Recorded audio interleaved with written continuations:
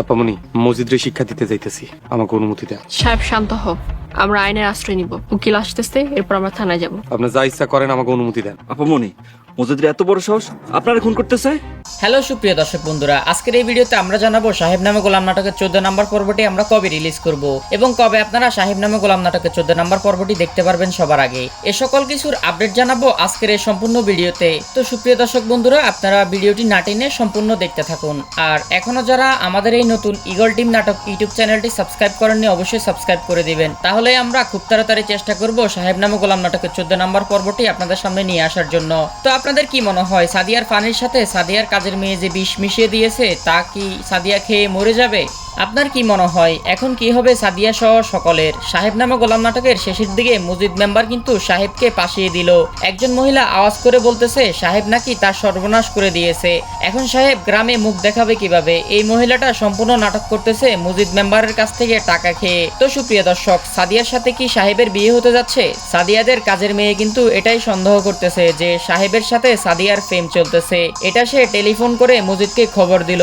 তো সুপ্রিয় দর্শক বন্ধুরা, সাহেব নামে গোলাম নাটকের 13 নম্বর পর্বটি অনেক ধামাকা হয়ে গেল এবং সাহেব নামে গোলাম নাটকের 14 নম্বর পর্বটি আরো ধামাকা হতে চলেছে। সেটা আমরা কিছুদিনের মধ্যে আপনাদের সামনে নিয়ে আসব।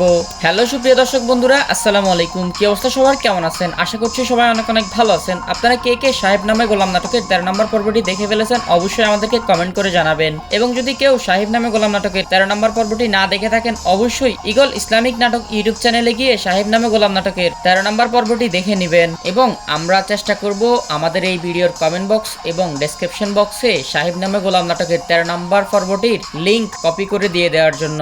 এবং আপনারা কে কে সাহেব নামে গোলাম নাটকের 14 নম্বর পর্বটি দেখার জন্য অপেক্ষা করতেছেন, সেটা আমাদেরকে অবশ্যই কমেন্ট করে জানাবেন। আপনাদের কমেন্ট অনুযায়ী আমরা তাড়াতাড়ি চেষ্টা করব সাহেব নামে গোলাম নাটকের 14 নম্বর পর্বটি আপনাদেরকে দেখানোর জন্য এবং তাড়াতাড়ি আপলোড করে দেওয়ার জন্য।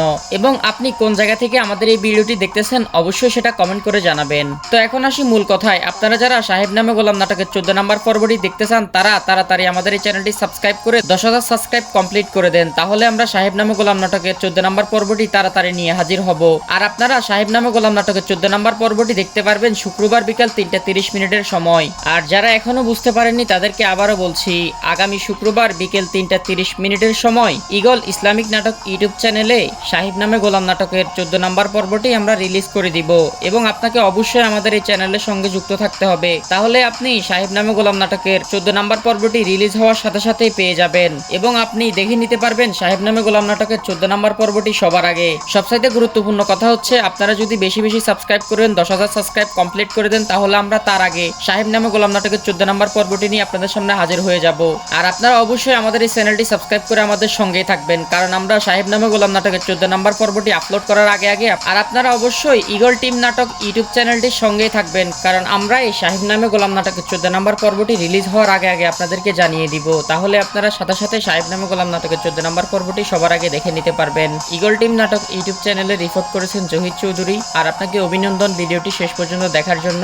আমরা আমাদের দর্শকদেরকে একটা পুরস্কার দিতে চাই। আপনি কি পুরস্কার হিসেবে নিতে চান, সেটা অবশ্যই কমেন্ট করবেন। কথা হবে পরবর্তী ভিডিওতে নতুন কিছু নিয়ে। ততক্ষণ পর্যন্ত সবাই ভালো থাকুন, সুস্থ থাকুন, ভালো রাখুন আপনার চারপাশ। ধন্যবাদ সবাইকে।